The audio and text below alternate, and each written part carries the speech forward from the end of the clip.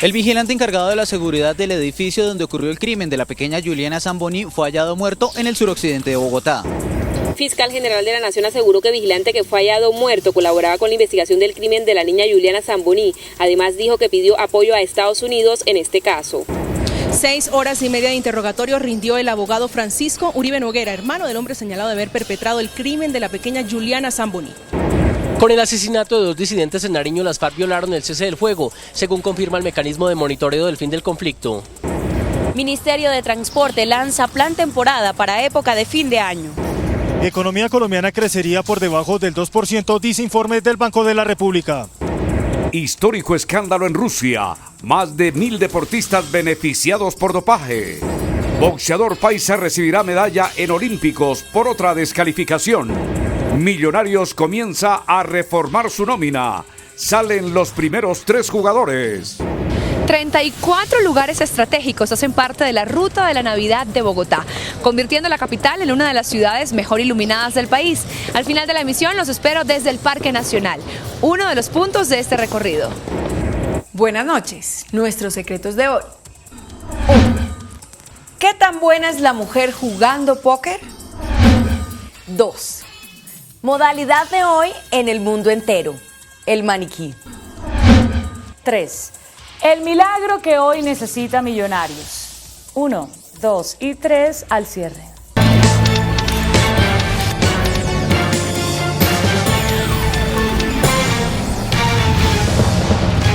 Buenas noches. A esta hora en la sede del Instituto de Medicina Legal en Bogotá se adelanta la necropsia del cuerpo de Fernando Merchán, vigilante del edificio ECU 64, donde apareció muerta la pequeña Juliana Zamboni. Merchán, de 58 años, fue encontrado sin vida en su residencia, ubicada al occidente de Bogotá. Las autoridades tratan de establecer si se trató de un suicidio. En este conjunto de casas ubicado en el sector de Castilla, en el suroccidente de Bogotá, fue hallado en un baño el cuerpo sin vida de Fernando Merchán Murillo, quien era el vigilante de turno en el edificio ECU 66 de Chapinero, donde ocurrió el crimen de la pequeña Juliana Zamboni. La policía judicial y criminalística se desplazó al lugar para adelantar las labores de levantamiento del cadáver e inspección del lugar, donde vivía este hombre con una hija, según indicaron algunos vecinos. Las primeras hipótesis dan cuenta de un suicidio. Igualmente se conoció una carta que habría dejado donde asegura que no tuvo nada que ver en el crimen de la pequeña Juliana. Hijitas, perdónenme, a María y demás amigos y familiares, pero no quiero volver a la cárcel. No quiero dañarles la Navidad. Soy inocente. Fernando Merchán Murillo era clave dentro de las investigaciones que se adelantan por el crimen de la pequeña Juliana Zamboni, porque aparentemente conoció lo ocurrido el pasado domingo 4 de diciembre, y en el registro de la minuta firmada por él aparece el nombre e ingreso de los hermanos Catalina y Francisco Uribe Noguera a las 3:40 de la tarde. En las próximas horas, el Instituto Nacional de Medicina Legal entregará los resultados de la necropsia. Mientras tanto, la Fiscalía adelanta las investigaciones al respecto. Por su parte, el fiscal Néstor Humberto Martínez aseguró hoy que el vigilante que fue hallado muerto ya había rendido una declaración en la Fiscalía y estaba colaborando con la investigación del crimen de la pequeña Juliana Zamboni. El fiscal general de la Nación, Néstor Humberto Martínez, se refirió en Cartagena al presunto suicidio del vigilante del edificio donde fue hallado el cadáver de la menor Juliana Zamboni. Aseguró que esta persona estaba colaborando con la investigación. Venía colaborando con la Fiscalía General y había rendido ya una entrevista orientada a conocer todas las circunstancias de tiempo, modo y lugar en que ocurrió el deceso de la niña indígena. Asimismo, confirmó que fue encontrada una carta junto al cuerpo de esta persona y que hace parte de las pesquisas. Señaló además que existen otras propiedades de Rafael Uribe Noguera a las que ha llegado la Fiscalía. El testimonio del señor Merchán nos brindó muchas luces para tener un mejor conocimiento de lo acontecido en el apartamento el pasado 4 de diciembre. El jefe del ente investigador también indicó que solicitó la colaboración del gobierno de los Estados Unidos y quienes ya están en el país para prestar el apoyo técnico en la indagación. He solicitado la colaboración del gobierno de los Estados Unidos y hoy mismo han llegado funcionarios del gobierno americano para prestarnos apoyo técnico en esta indagación. El fiscal lanzó en la capital de Bolívar la campaña pública contra la corrupción a propósito del Día Mundial contra este flagelo. Durante más de 6 horas, la Fiscalía escuchó en interrogatorio a Francisco Uribe Noguera, hermano del presunto responsable del crimen de Juliana Zamboní. El ente acusador decidirá en los próximos días su situación jurídica. Durante las 3 primeras horas del interrogatorio, el abogado, hermano del hombre señalado de haber perpetrado el crimen en contra de la pequeña Juliana Zamboní de 7 años de edad, hizo un relato espontáneo de lo que habría ocurrido el pasado 5 de diciembre cuando la menor fue hallada muerta en el apartamento de su hermano. La Fiscalía lo interrogó por un posible encubrimiento al haber alterado la escena del crimen, también por un posible intento de obstruir la justicia a los agentes de la policía que llegaron como primeros respondientes tras haberlos llevado al apartamento que realmente correspondía a su hermano. El hombre al ingreso de Palo Quemado pidió perdón en nombre de su hermano. La declaración se toma justo cuando el presunto asesino aceptaría cargos a cambio de que le degraden la conducta de feminicidio agravado a homicidio agravado. Lamentamos profundamente la muerte de Juliana, profundamente. Yo estoy completamente confundido por eso, profundamente, de verdad. ¿Arrepentidos de lo que pasó? ¿Y pedimos qué? Pedimos perdón por mi hermano. A esta hora rinde interrogatorio Catalina Uribe Noguera, quien habría participado también presuntamente en la alteración de la escena del crimen. Por su parte, el viceministro de Justicia, Carlos Medina, afirmó que el gobierno está dispuesto a debatir sobre la cadena perpetua para personas que cometan delitos contra menores de edad. Sin embargo, advirtió sobre los altos costos que traería la medida para el sistema penitenciario. Frente a la propuesta que se presentó desde el Congreso de que exista cadena perpetua para las personas que cometan delitos contra menores de edad, tales como violaciones u homicidios, el viceministro de Política Criminal, Carlos Medina, aseguró que no es una propuesta novedosa y que esto no garantiza que se reduzca la comisión de delitos. Yo creo que el gobierno estaría dispuesto a abrir el debate, plantear la discusión. Hay países en el mundo que tienen pena de muerte y aún así se cometen los delitos. Lo que encontramos nosotros que resulta mucho más eficaz en términos de administración de justicia y castigo es la aplicación de justicia rápida, que este tipo de casos se resuelvan rápidamente por la justicia y se llegue a la condena de manera rápida. Eso asusta mucho más a quien tenga la intención de cometer un delito. El viceministro reveló que en Colombia el sostenimiento de un interno cuesta cerca de 15 millones de pesos anuales. Con el asesinato de 2 supuestos disidentes en el departamento de Nariño el pasado 12 de noviembre, las FARC violaron el cese al fuego. Así lo concluyó la investigación revelada por el Mecanismo de Monitoreo y Verificación del Fin del Conflicto, del que hacen parte Naciones Unidas, el gobierno y la guerrilla. Los hechos ocurrieron en zona rural de Francisco Pizarro, en Nariño, donde murió un jefe guerrillero conocido como Don Ye y junto a él uno de los hombres que lo escoltaba. Otros 2 huyeron heridos. Según el mecanismo de monitoreo y verificación que coordina la ONU, las FARC asumieron la responsabilidad y explicaron que citaron a los disidentes para que rindieran cuentas porque seguían extorsionando. Alias Don Ye y sus acompañantes fueron recibidos a tiros al llegar a la mencionada reunión, según se publicó pocos días después de los hechos. El mecanismo de monitoreo y verificación concluyó que las FARC de esta manera violaron el cese del fuego que prohíbe cualquier hecho de violencia. El Ministerio de Transporte lanzó el plan temporada con el que facilitará el tránsito de casi 9 millones de vehículos que se movilizarán durante este fin de año y comienzo del 2017.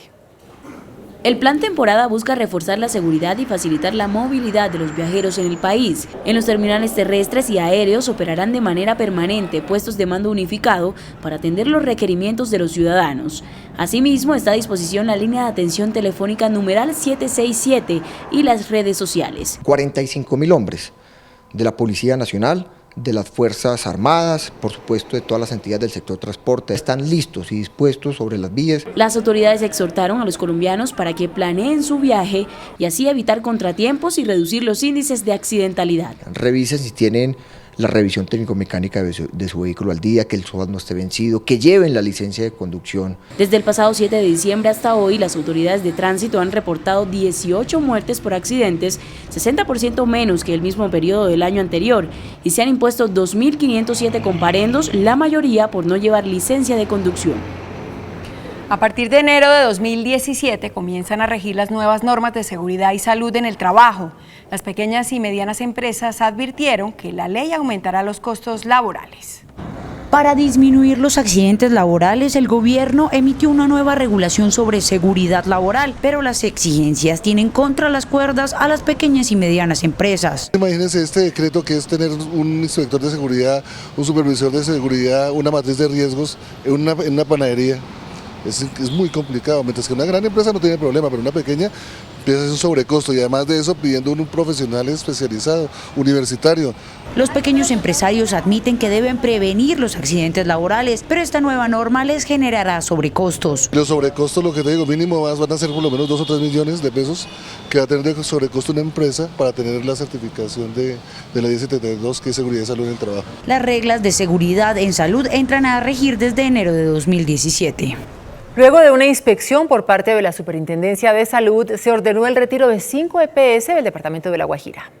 En la pasada rendición de cuentas 2015 y primer semestre de 2016 de la Superintendencia de Salud, se revelaron los problemas de 5 de las 11 EPS que hay en el departamento de La Guajira, que les revocaron la habilitación para prestar el servicio. Ejercer un efecto de la Superintendencia de retiro forzoso de las EPS que no están cumpliendo, por evidencias de la Superintendencia, el ejercicio de aseguramiento de la población. Hoy se dan a conocer los nombres de las 5 EPS, Confacor, Comparta EPS, Coosalud, Ambuc ARS y Nueva EPS régimen subsidiado. Por el momento, solo Confacor, Coosalud y la Nueva EPS han apelado esta decisión. Por vencimiento de términos, un juez de Bogotá dejó en libertad al empresario y expromotor del fondo Premium, Rachid Malouf. La defensa del empresario argumentó ante el despacho judicial que estaban superados los términos en 600 días que lleva privado de la libertad su cliente para que la fiscalía lo acuse formalmente. Rachid Malouf fue imputado por los delitos de manipulación fraudulenta de especies, no reintegro de dinero, concierto para delinquir y estafa agravada. Para la Fiscalía General, el tiempo entre la acusación y el inicio del juicio no ha excedido los términos previstos por la ley. La representación de víctimas pidió al despacho tener en cuenta que aún no ha reparado a las víctimas y pidió adjudicarle los constantes aplazamientos al imputado. Este fin de semana el Polo Democrático definirá su futuro durante su Asamblea General. La colectividad dirá si va con candidato propio a las próximas elecciones presidenciales o busca una coalición con movimientos de izquierda. Serán 130 delegados de todo el país los que definirán el futuro de la colectividad. Senadores y representantes del Polo están conscientes de la profunda división al interior del partido, por lo que será trascendental la cumbre del fin de semana. Vamos a hablar, por supuesto, de la crisis interna del partido, vamos a mirar salidas y soluciones y vamos a definir cuándo va a ser nuestro próximo congreso, que es la instancia máxima para tomar decisiones. Yo creo que hay un ambiente de polarización que es normal en un partido que tiene muchísimos sectores políticos, pero sin duda que va a ser un proceso interesante para la vida del partido. Ir con candidato propio a las presidenciales y la jefatura de la colectividad estará en la agenda del partido durante el fin de semana. Desde Oslo, en Noruega, donde mañana recibirá el Nobel de Paz, el presidente Juan Manuel Santos se refirió a la exclusión de las FARC de la lista de terroristas y al trámite del llamado Fast Track en la Corte Constitucional. En Noruega está Francis Sepúlveda. Francis, buenas noches. Muy buenas noches, los saludo desde Oslo, Noruega, donde mañana el presidente Juan Manuel Santos va a recibir ese premio Nobel de Paz. Ha dicho que lo va a recibir precisamente muy honrado y muy feliz en nombre de 8 millones de víctimas que dejan más de 50 años de guerra en nuestro país. Concedió una rueda de prensa, allí le preguntaron otra vez sobre sacar de la lista de terroristas a las FARC y también sobre Simón Trinidad. We will request that the FARC should not be considered a terrorist organization. That is in the process. The European Union has already taken some steps in that direction, and I hope the US will also take steps in the same direction. We have not asked for Simón Trinidad's liberation. That has not been an official request of the Colombian government to the American government. El mandatario habló del fast track que espera el próximo lunes la Corte Constitucional le diga sí. It has been endorsed by Congress with a very large majority, and it's now going to be implemented. And I hope that next Monday the Constitutional Court will give its blessing to a fast track procedure in order to be able to implement it even faster. An impossible dream just a few years ago is now a reality. The FARC are already moving towards the zones where they will concentrate and disarm. Mañana toda la información de esta gran ceremonia que se le otorga el Premio Nobel de Paz al presidente Juan Manuel Santos a través de nuestra página web www.cmi.com.co. Desde Oslo, Noruega, con la cámara de Laura Vargas, Franci Milena Sepúlveda, CMI La Noticia.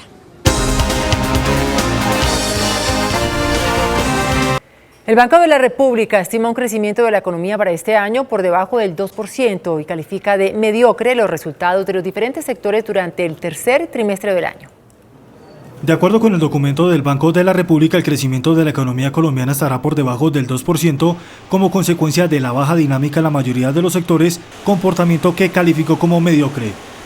Precisamente Fedesarrollo estimó que la economía colombiana crecerá 1,9% en 2016, ajustándose a la baja la proyección que inicialmente se tenía en 2,3%. La disminución se da por una menor dinámica de los sectores, en especial de la industria y el comercio. El efecto negativo del paro camionero sobre la producción industrial, un poco las expectativas que nos muestra también nuestra encuesta, nos dan que la industria no crecería tanto como lo estábamos esperando en un comienzo. El sector agropecuario tampoco logrará cifras positivas y se espera un crecimiento de apenas el 1% para esta rama. Uno, devaluación, que hace mucho más costosos todos los insumos para producir. Dos, el fenómeno del niño en el primer semestre. Se espera una recuperación y un mejor escenario para 2017, aunque el PIB apenas llegaría al 2,6%. La Comisión Federal de Comercio ordenó la devolución más grande de dinero por parte de una empresa de telefonía móvil a sus usuarios. AT&T deberá devolver $88 millones a sus clientes.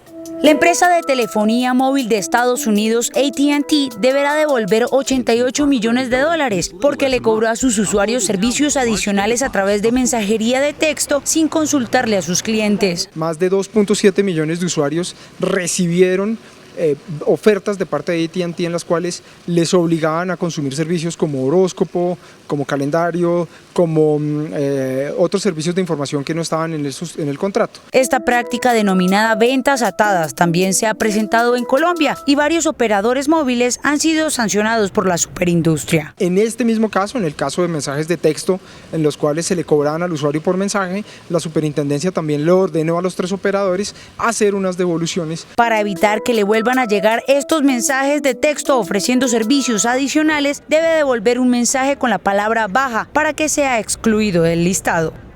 El índice de capitalización de la bolsa que mide el comportamiento de las 20 principales acciones cerró al alza. El índice de capitalización de la Bolsa de Valores de Colombia subió 0,79% a 1.324 puntos. La acción de Preferencial Avianca fue la que más subió con una valorización de 5,52% a 3.440 pesos. La acción de Fabricato fue la que más cayó con una pérdida de 2,17% a 13 pesos con 50 centavos. La acción más transada de la jornada fue la de Preferencial Bancolombia al movilizar más de 131.000 millones de pesos. El precio del dólar reportó una ligera alza. Indicadores económicos del día en CMI. La tasa representativa del mercado que regirá hasta el próximo lunes será de 3.002 pesos con 80 centavos. Los profesionales del cambio compran la divisa en 2.870 pesos y la venden en 2.910 pesos. Un euro cuesta 3.176 pesos con 40 centavos. La libra de café en Nueva York se cotizó a $1 con 39 centavos. El azúcar se transó en 19,26 centavos de dólar la libra. El barril de petróleo WTI se cotizó en $51 con 44 centavos. Una acción de Ecopetrol cuesta 1.320 pesos. En Comerciales haremos un recorrido por los principales puntos de la Navidad bogotana, que este año tiró la casa por la ventana con el árbol de Navidad más grande del país. Lo verán después de Comerciales, cuando los espero desde el Parque Nacional. Hola, muy buenas noches. Los saludo desde el Parque Nacional, uno de los 34 puntos de la ruta de la Navidad bogotana. Este año la alcaldía invirtió cerca de 8.000 millones de pesos en el alumbrado público navideño, que se ven reflejados en los casi 31 millones de bombillos que decoran la ciudad. Muchos de ellos los podemos apreciar aquí en el Parque Nacional, uno de los lugares más concurridos en esta temporada. En el Parque Nacional la inspiración de su decoración le hace un tributo a los cerros orientales, uno de los sellos característicos de la capital colombiana. En esta mezcla de luces predominan los colores verde, blanco frío, los elementos en forma de montañas y firmamentos. Un árbol cónico de 8 metros de altura y ubicado en toda la carrera séptima con carrera 35, cuyo follaje con más de 1.000 metros de manguera verde lo convierten en una de las atracciones de este recorrido. Pero Bogotá en las alturas también brilla. El Cerro de Monserrate se ha iluminado con más de 2.000 bombillos ahorradores y su decoración navideña este año está inspirada en la naturaleza. La naturaleza fue la inspiración de Monserrate para su tradicional alumbrado navideño que estará disponible hasta enero de 2017.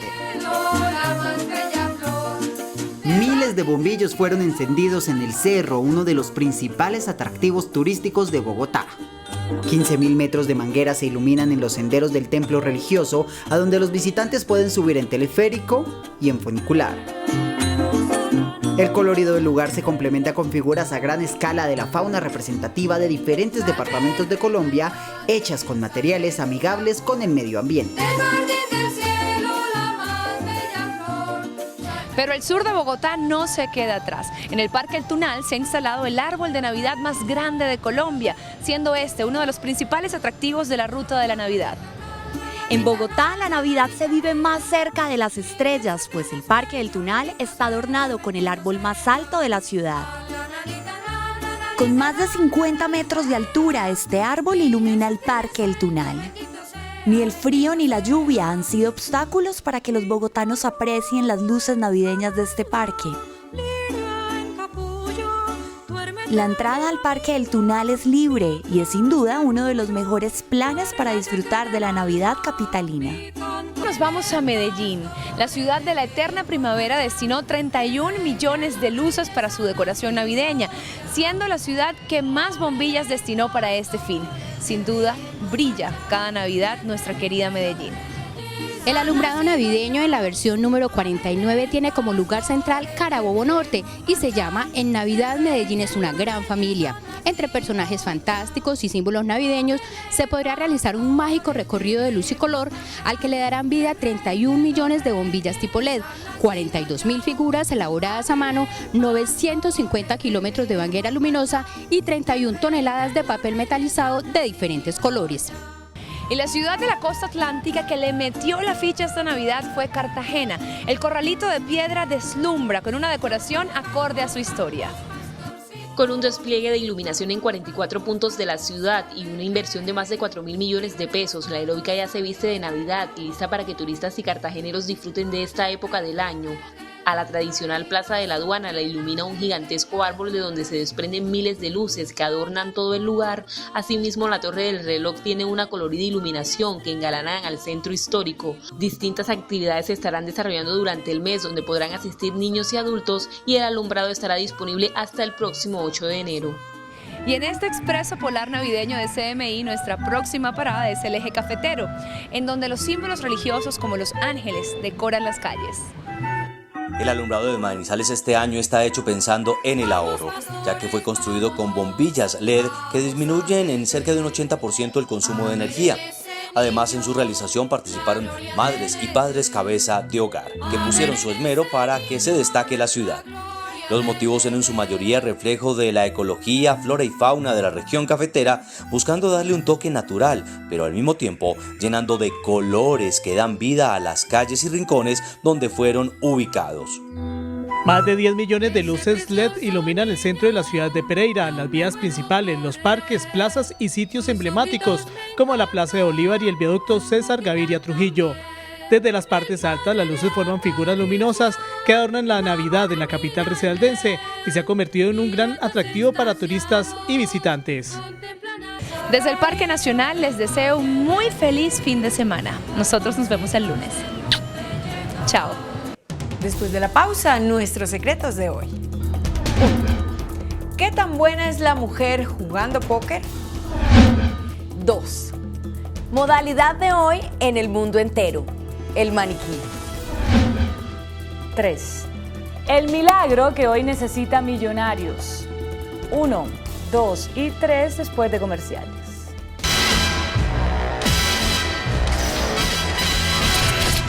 Nuestros secretos de hoy. 1. La entrega del Premio Nobel de Paz al presidente Juan Manuel Santos ha provocado que pasen cosas impredecibles.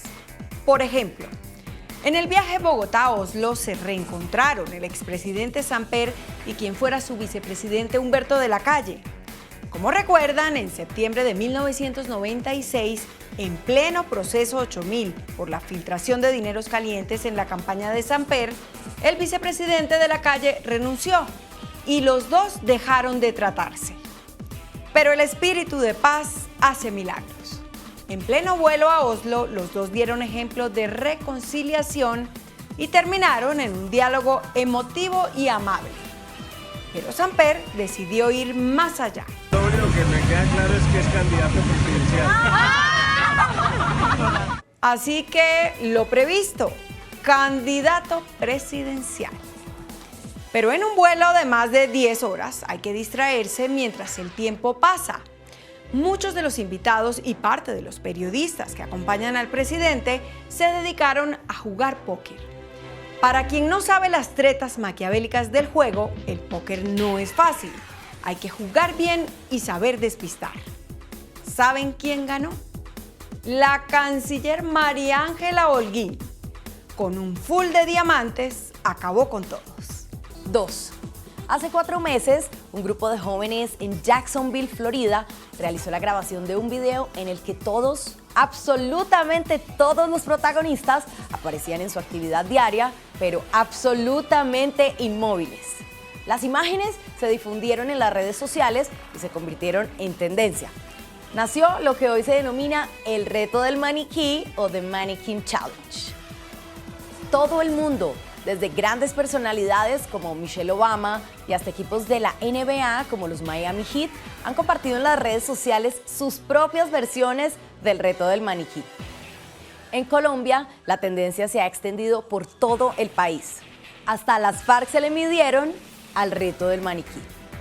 Vean el video realizado en una de las zonas de concentración.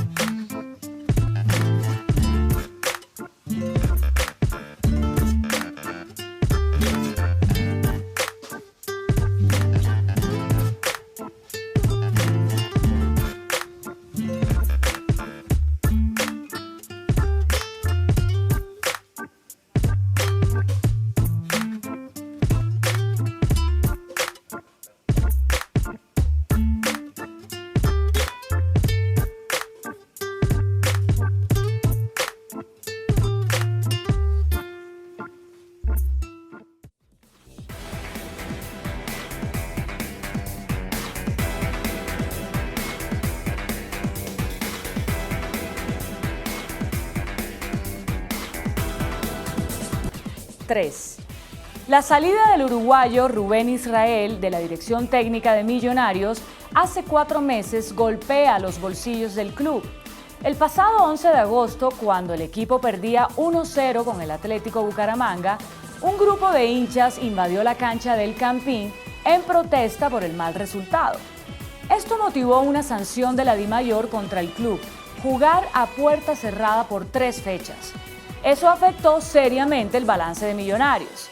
Las pérdidas subieron a 4.208 millones al cierre del tercer trimestre del año. El recién ratificado presidente del club, Enrique Camacho, tiene al frente una tarea muy, pero muy difícil. Lo mínimo que tiene que hacer es esto. It's hard to make out.